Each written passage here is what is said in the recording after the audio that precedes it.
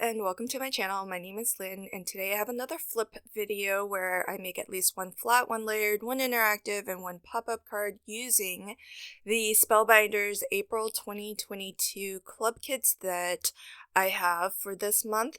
I don't get all of the club kits, and in fact, I'm only showcasing the embossing folder, the small and large dies of the month, and the clear stamp and die of the month club. I did also get the APG die of the month, but I'll be creating a separate video of a different project using that die set. So this is a really quick recap of all 5 cards that I'll be making in this video. I'm going to timestamp this video as well, so if there's one particular card you want to see me make, then you can hover over the timeline of this video and skip straight to just that card if that's the only one you're interested in. So I'm going to start off now with my flat card, and this embossing folder is gorgeous. If you're not already a club member of the embossing folder, it started just this year in January, and it's a large embossing folder. It's basically half of a letter size, so it's 5.5 by 8.5.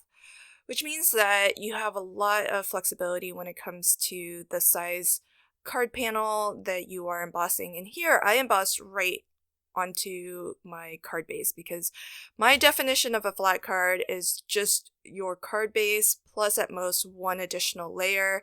And in terms of embellishments, nothing too dimensional. So sequins are okay, but I think flat back pearls would be a little bit too dimensional, especially the larger ones. So I am working with some other Spellbinders dies. In particular, the birthday number 1 was one that I picked up, I think, during Black Friday sale last year. I had been eyeing it forever, and it was always on clearance, but it finally went on like super clearance. So I picked that up last year. And then this image that I'm stamping with of the silhouette hand holding the flower, I just thought looked perfect and fit perfectly within that center aperture of the happy birthday and die cut. And the cool thing about this embossing folder is that it does have sort of those sun rays coming out, and so I'm actually because I am making a smaller size card, this will be a USA 2 size card, which is 4.25 by 5.5. I positioned that the center of those rays more towards the bottom right corner. And so that's the really nice thing about the larger embossing folders that come in the club kit, because if you are making a smaller panel, you can really pick and choose where what portion of the folder design you want on your panel. And so I think that's pretty unique, and you know, I don't often like to have things completely centered, so I like having it a little bit off center like that. So that's my flat card. Onto my layered card. This will be the first of 2, and for this one I'm using the clear stamp, and the coordinating dies that go with it are available. And I use them to actually die cut out the sentiment later, but the stack of or group of presents, which I think is actually kind of unique, because usually when you get presents, I always think of them as square boxes, gift boxes. I don't often think of them as round gift boxes, so I think this is kind of different, a little bit unique. And I stamped with my Versamark clear embossing ink, and I'll gold heat emboss this. And I completely forgot when I was making this that there are separate stamps for the little bows at the top. So I didn't use those at all, but they're available to use. So definitely, if you want to have the little bow at the top. And of course, I think it looks fine as it is as well without the bows. But I'm going to cover this up with a mask that I've stamped and fussy cut. I use Avery repositionable labels because they are inexpensive compared to proper like masking papers. And I just hunted around my stash to find some circles, whether they were solid stamp circles or dies. I could only find dies that worked for what I wanted to do, and so I just die cut that out of some fun foam.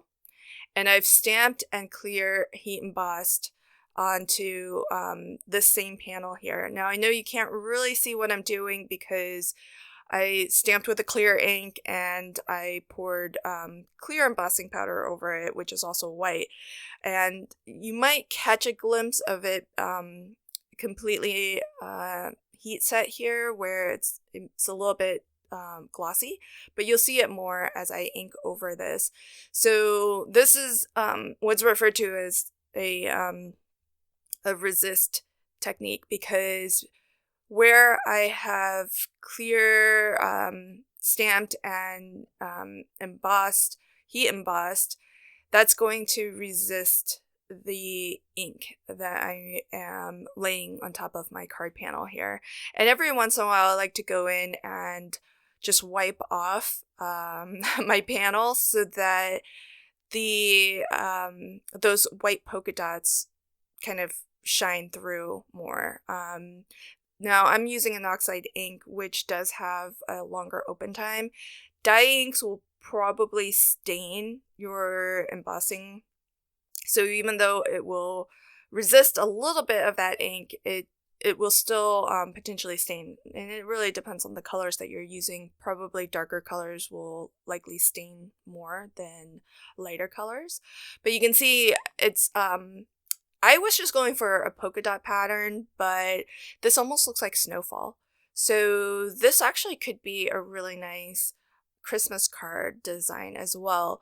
I put happy birthday, the happy birthday stamp, and I used the coordinating die to add that as the sentiment on this card. So it could be like a really nice winter birthday card, for example. And what I'm coloring with is actually glitter marker from Nuvo that I've just scribbled onto this white sheet here. It's not paper. It's actually the liner sheet of address labels that I have. So once I'm done using all of the address labels, I just pull off all of the paper, and then I use this paper liner to do sort of my watery techniques, inky techniques, and whatnot. So so I'm just using, and it's all one color glitter marker that I'm using it. I'm controlling how light or how intense the color is by controlling how much water I use and how many times or how many layers I add. So that gives the look of the darker lids on the presents, but sort of a lighter bottom. So you don't need a lot of colors, especially when you're working with water soluble, a water soluble medium. And for the gold, I'm doing the same thing, where I just kind of have that stretch a little bit more by adding water. And that was a gold Wink of Stella pen that I was using. And I wanted a little bit of a gold frame around this panel, so I've cut that to the same size as my card base, so it stretches all the way to the corners, but I didn't want to waste all that gold that won't be seen or will be hidden behind this panel, so I just gutted out the center by cutting a rectangle out of it. But I inlaid a piece of scrap paper back in so that everything is flush and level and you don't have like a saggy middle. And I in advance already embossed happy birthday in gold onto blue colored cardstock, just so that because I didn't want it stark white up there. I wanted the sort of polka dot background to really be the only white on this card and everything else to be either blue or gold.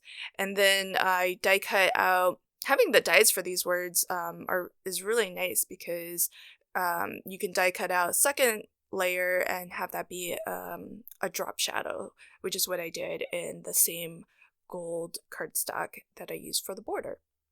So there is my first layered card, and it could almost be a flat card if you didn't have the mats and layers and you stamped your sentiment directly onto your card.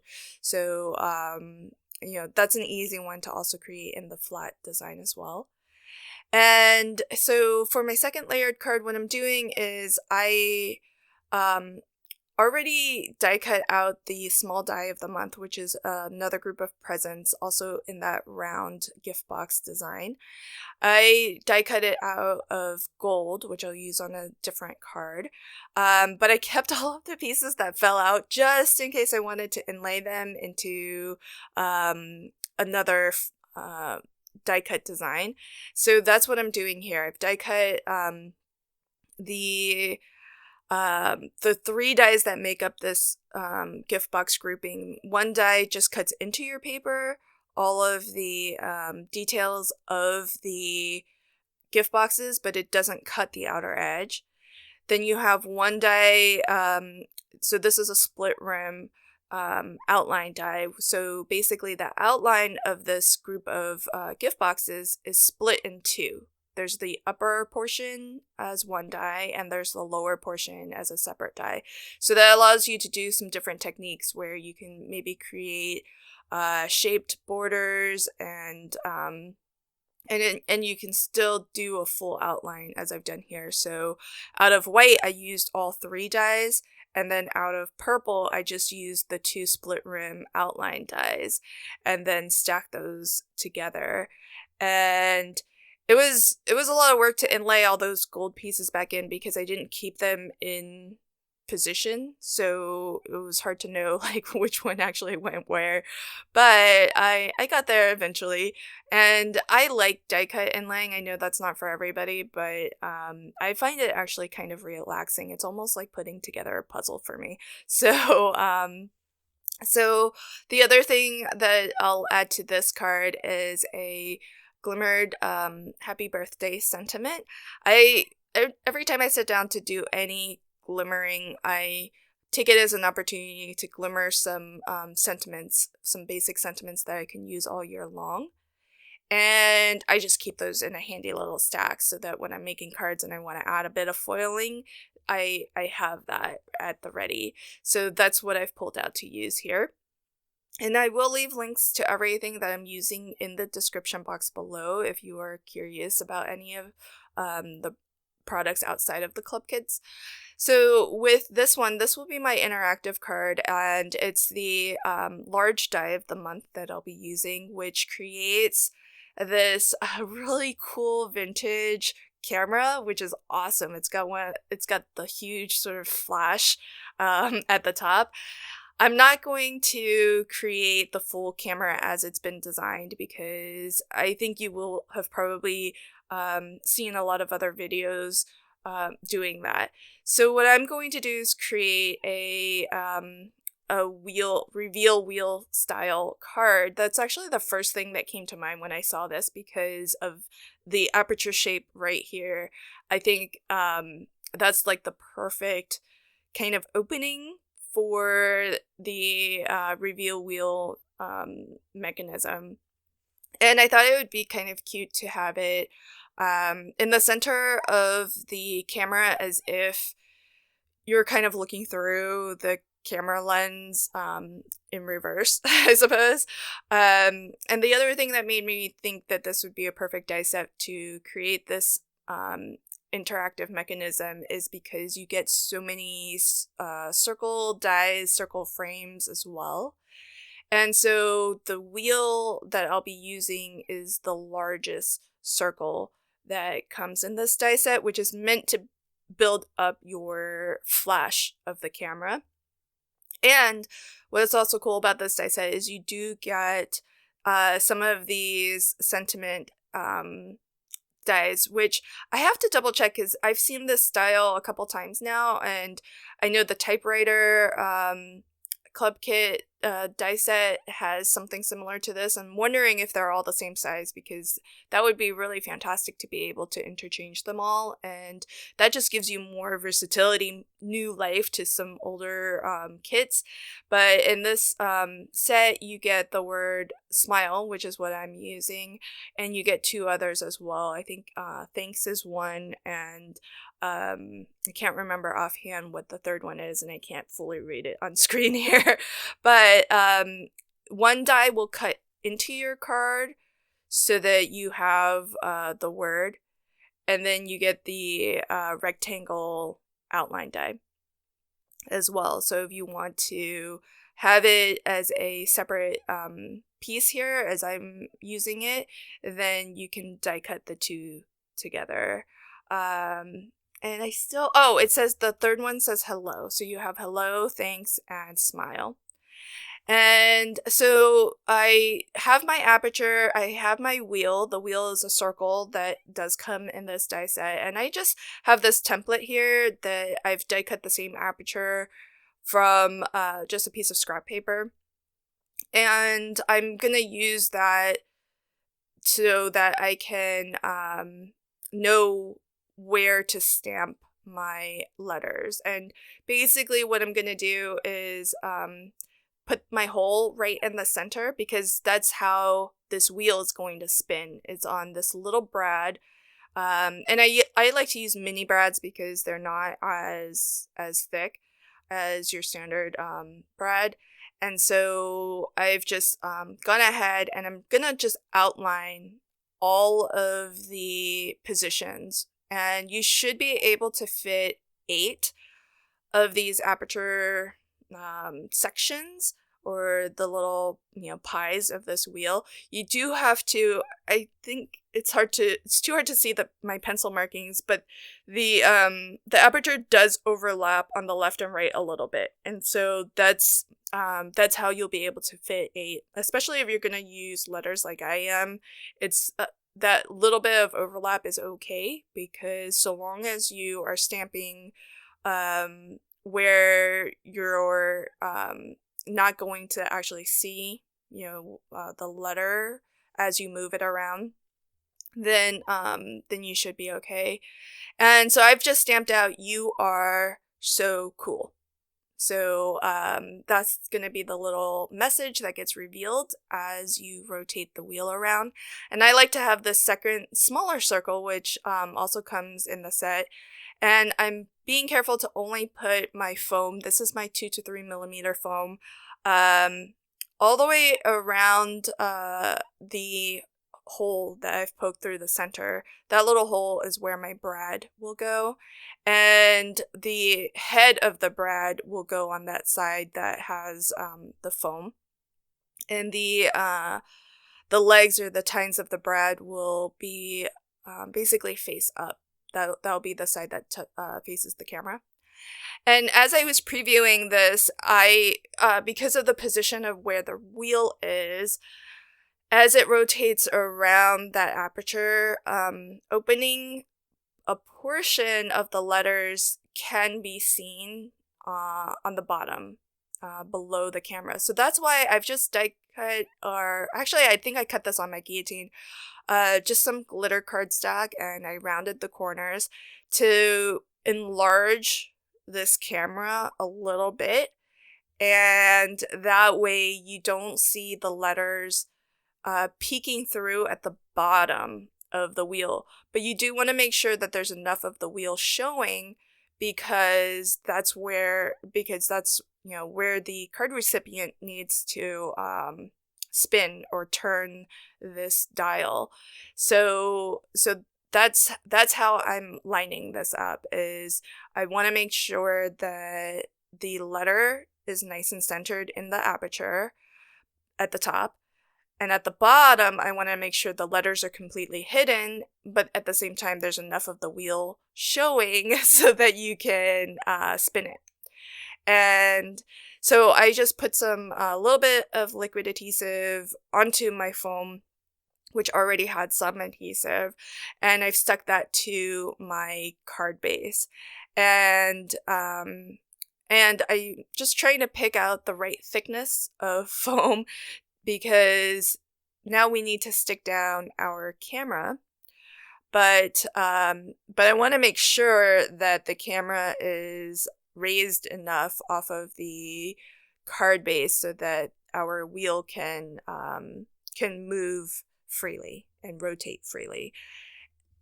So what I'm doing is cutting through. This is some thicker foam squares that I think I got with maybe I think these were from Diamond Press.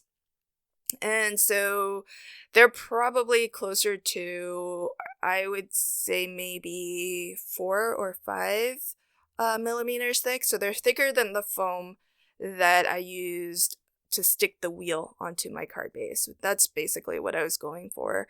You could always just double up on your foam, but I get foam from a lot of different places. Sometimes with card kits, sometimes with stamp and die sets that I buy, and so I just want to use up what I have. But you can definitely double up if you need to get it at the right thickness or height. What I'm being careful to do though is I only want to put foam on the back of this camera piece surrounding my wheel. I don't want the foam too close to the wheel because that might hinder the spinning action. So that's why on the sides here I have very narrow strips of foam because there isn't a lot of room side to side. At the top you'll have a lot more room, and so that's why I've got larger pieces of foam at the top. And at the bottom I don't have any foam at all because the wheel actually extends past the bottom of this camera. I could have put a little bit on the left and right, but I decided there's enough foam on here to secure the camera, and I'd rather it all be it move freely and not risk hindering the movement of the wheel. And I always forget to stamp the little arrow that gives you the clue that this is interactive and you should do something to make it move. So I didn't get a very good stamping, even though I did put some foam below the the wheel. So just remember, it's better to do that while everything is nice and flat. But I just went in with a Sharpie and drew that back in. And the final touch, I just added some sequins to bring some of the mirror card in that darker blue behind Smile as a little bit of a highlight. And so that's my card complete. I think this is just a really fun card, and the camera itself I love because it's that vintage old school look, but it's nice to be able to use it in a different way as well. This will be my last card, and this is going to be my pop-up card. Now with the split rim design of these dies, the first thing I thought to do was to use it as a pop-up. So I'll be making a 5x7 card, and so this is 65-pound paper that is cut to 10x7, and I drew the center line, but I didn't score it. So this is the same size as what a card base would be, but it's not folded yet. And so I've got one line that's the center line, which will be which is where I kind of lined up the top portion of the outline die. And I'm not going to use the bottom of the outline die. I am just going to mark where I want to have that end, and then I'm going to score at the center line of the card base, but only to where my die cutting starts. And then I'm also going to score at the bottom of the presents. So I just drew a line that kind of extends that top outline down a little bit towards the bottom. And then the last score line will be at the top. So I did do a partial die cut of the top outline die. I didn't cut clear all the way to the top because that's going to release the top. I want the top to still be attached by this little bit of the this little stretch of the tallest present. And I'm just bringing that into my scoreboard and lining it up on my cutting track so that I can score it and get a nice fold there. And then I need to add one more score line, which needs to match the distance between the center score line that I have and the bottom of the present, which happens to be 1/2 inch. So from the middle of my card base, essentially, to the bottom of my presents is 1/2 inch. And so from the topmost present to the line I just scored is also 1/2 inch. And I'm just going to do some cutting. So I'm going to cut away basically everything surrounding the presents, with the exception of that little tab at the topmost present. That's going to keep it attached, and that I'm sorry that this is going in and out of focus so much, but basically that's going to create the distance of how far this stack of presents is going to extend or pop out of the center of the card. And so it takes just a little bit of, persuasion to fold it the way that you need to, but in the end it will work. So you want a valley fold at the bottom of your presents. You want a mountain fold at the topmost present. And then you want another valley fold for that little extension piece. And I'm just going to cut off the bottom of my present so that it's nice and flush with my card base here. And so that's how you can create a little pop-up with these split rim dies.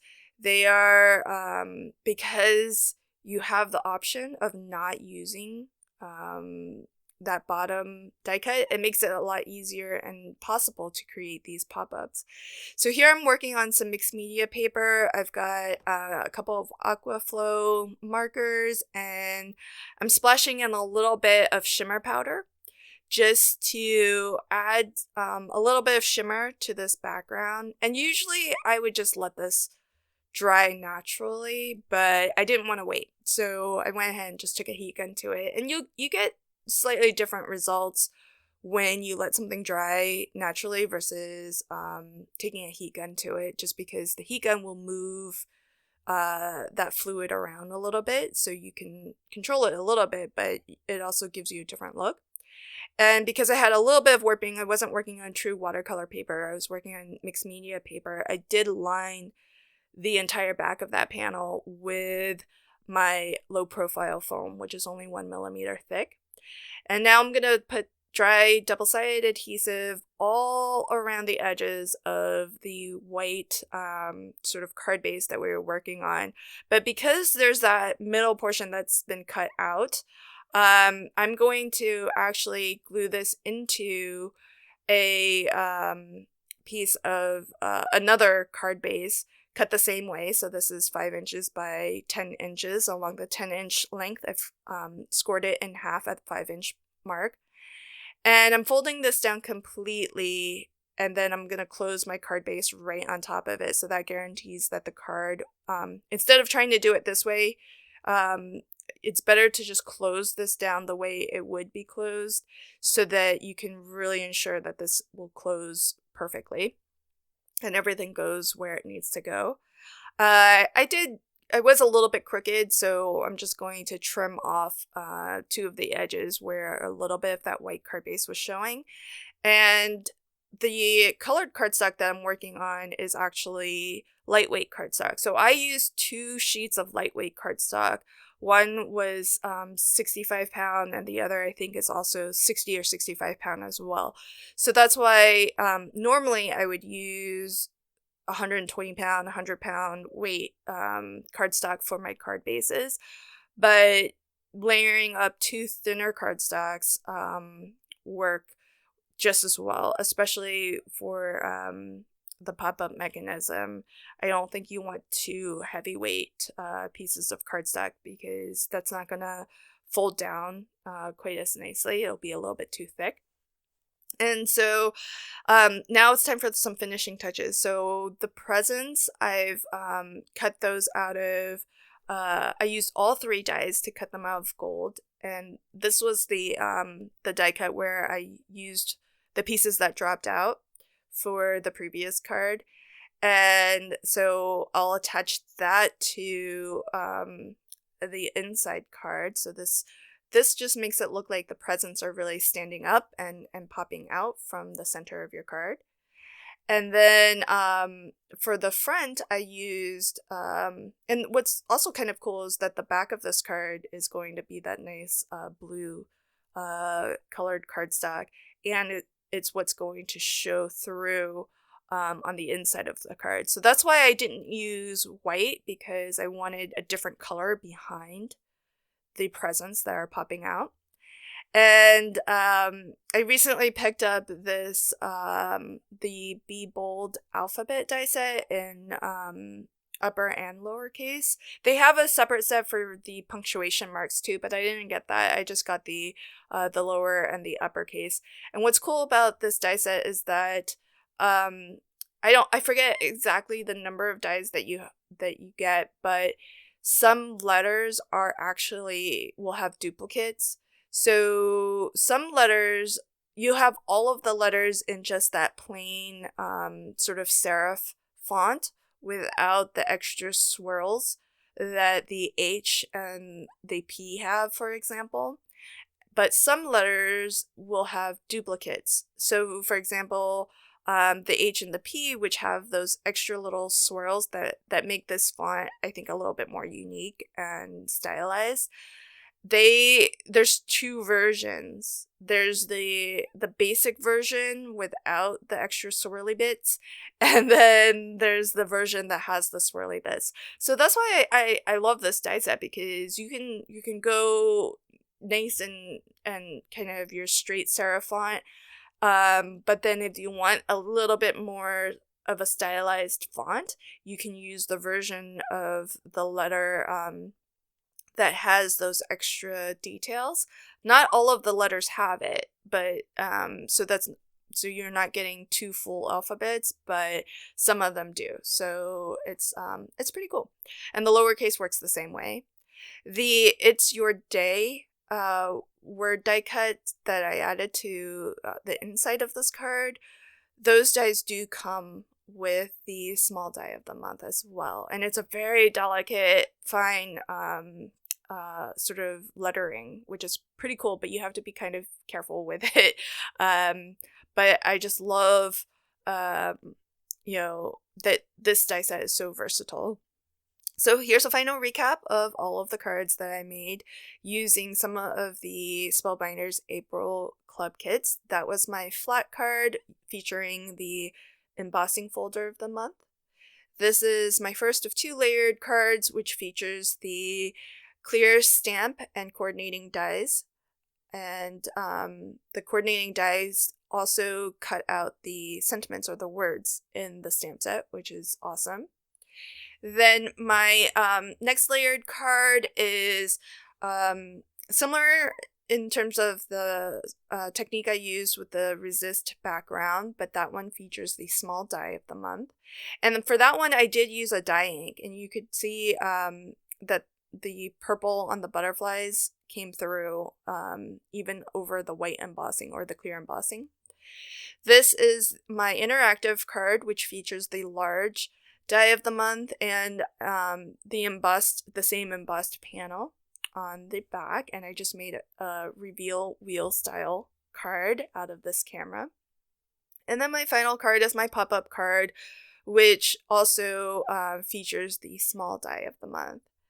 So those are the cards that I made, and I hope that you enjoyed this video. If you did, please consider liking, commenting, and sharing. And if you want to catch new videos as I post them, consider subscribing to my channel and ringing the notification bell.